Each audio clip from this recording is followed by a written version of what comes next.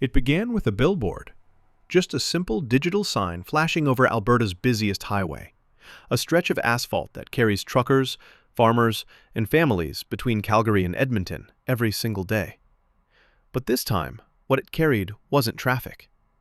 It carried a message that made an entire nation stop and stare. Join the United States. 3 words, and suddenly, Canada didn't feel so unbreakable anymore. At first, people thought it was a joke, another online stunt, a cheap provocation meant to go viral.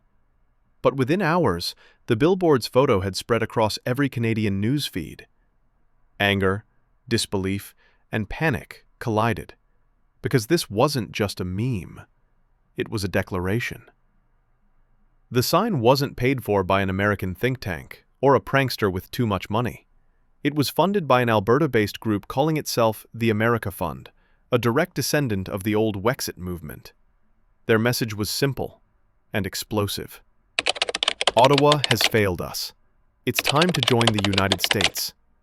And when reporters called them for comment, they didn't flinch. They said, "We want what Trump promised America: lower taxes, real freedom, and the right to keep what we earn." That was the moment it stopped being a joke. Within days, provincial voices that had once laughed at secession talk began using a new phrase: statehood intent. Then came the statement.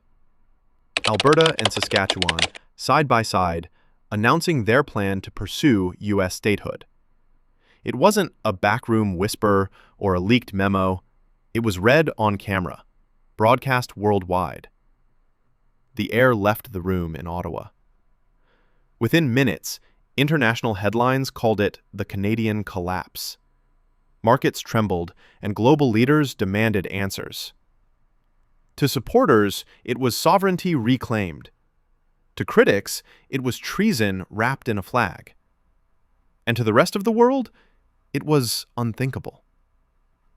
But for those who have lived through the West's frustration, decades of blocked pipelines, carbon taxes, and endless equalization payments, it was a long time coming. One Alberta farmer said it best: "We powered this country for 50 years. Now we're done paying the bill." The movement wasn't about red or blue anymore. It was about identity. And the leaders behind it framed it that way, not as a rebellion, but as liberation. As panic spread in Ottawa, one man's words echoed louder than anyone else's. Donald Trump. Because he'd said it first.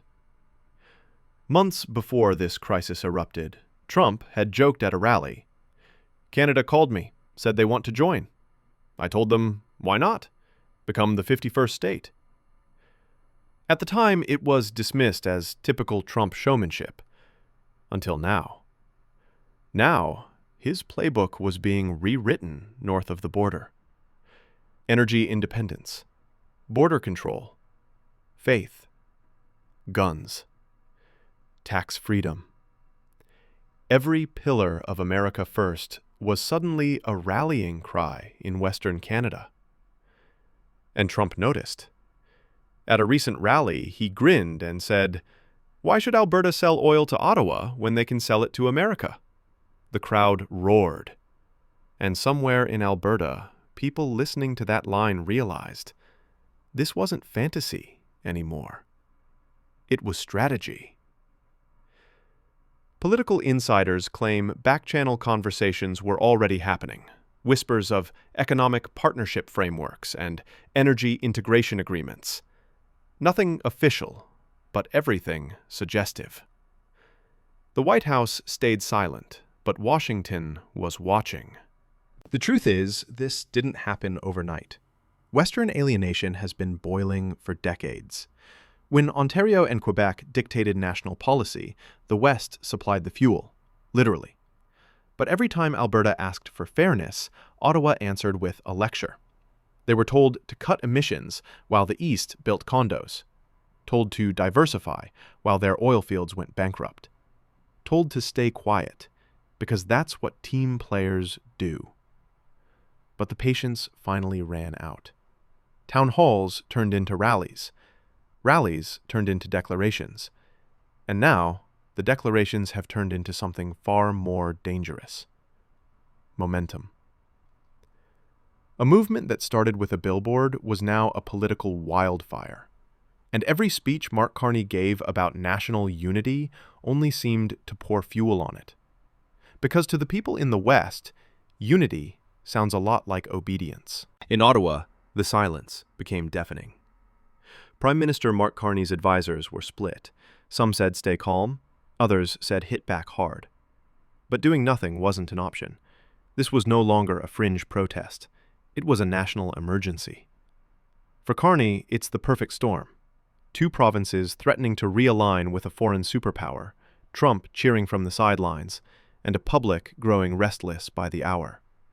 He can negotiate and look weak. He can threaten and look authoritarian. Or he can gamble and risk the Federation itself. His political enemies smell blood. They call him the banker prime minister, a man who speaks of balance sheets while the country burns. And the West isn't buying his reassurances anymore. Every day without a statement is seen as proof that Ottawa doesn't care. Every delay, every silence, every hesitation, another reason to leave. If Alberta and Saskatchewan were to cross the line, what would it mean? Energy markets would shift overnight. Billions of barrels of oil would move under U.S. jurisdiction, instantly strengthening Washington's hand and crippling Ottawa's leverage. For the U.S., it's the deal of the century. Full access to Western Canada's resources, new military bases on the prairies, and a fresh political ally north of the 49th. For Canada, it's devastation. Tax revenue collapses, trade routes fracture. And suddenly, the Federation looks like a map drawn in pencil. Easy to erase. But not everyone in Alberta sees it as surrender. Some see it as escape. A chance to join a system that rewards risk instead of punishing it. A chance to stop sending billions to a federal government they no longer trust. It's a fantasy for some, but for others, it's a blueprint. And the more Ottawa resists, the stronger that fantasy becomes. Across the prairies, something deeper is happening. Hashtags like #WesternExit and #StatehoodNow are flooding social media.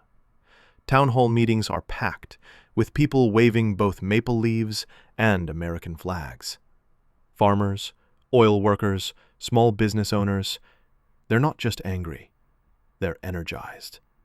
They feel unheard, overtaxed, and underestimated.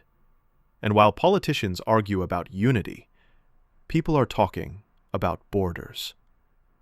The conversations aren't quiet anymore.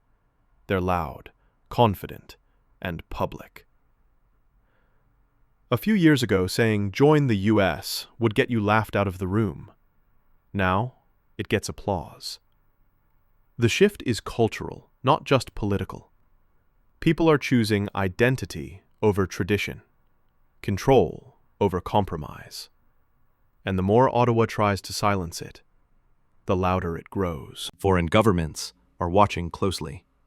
In London, analysts call it the most serious Canadian unity crisis since Quebec. In Washington, think tanks are already running models for North American integration scenarios. In Beijing and Moscow, the headlines are almost celebratory, proof that even the West can fracture. Global investors are nervous. If Canada's political stability crumbles, its credit rating, trade deals, and investment confidence could follow. Meanwhile, Trump's campaign team is already turning Alberta into a symbol, proof that America's influence can reshape borders without firing a single shot. For decades, the U.S. exported culture and capitalism. Now, it might be exporting statehood. Back home, Mark Carney is running out of time. He's facing a choice no Canadian leader ever wanted: reform or fracture. He can offer the West more autonomy, lower taxes, and energy independence within Canada, or he can cling to central power and watch the provinces slip away. The window for negotiation is closing fast, and with every Trump soundbite, every pro-statehood rally, and every silent day from Ottawa, that window shrinks. Canada's unity once felt untouchable, but tonight, that illusion is cracking. Because this isn't about two provinces anymore. It's about what kind of country Canada wants to be. One that listens, or one that loses. And as the dust settles, the billboard that started it all still stands by the highway in Bowden, weathered, defiant, and impossible to ignore. Some see it as a symbol of hope. Others see it as betrayal. But one thing is certain. What began as a sign may end as a border. History doesn't always change with wars or elections. Sometimes, it changes with a single question painted on a billboard. Would you rather stay, or finally walk away? And as the West stares at Ottawa, and Ottawa stares back, the answer might already be forming. Not in Parliament, not in press conferences, but on the lips of ordinary Canadians who've decided they've had enough. The conversation has started, and this time, it won't be silenced.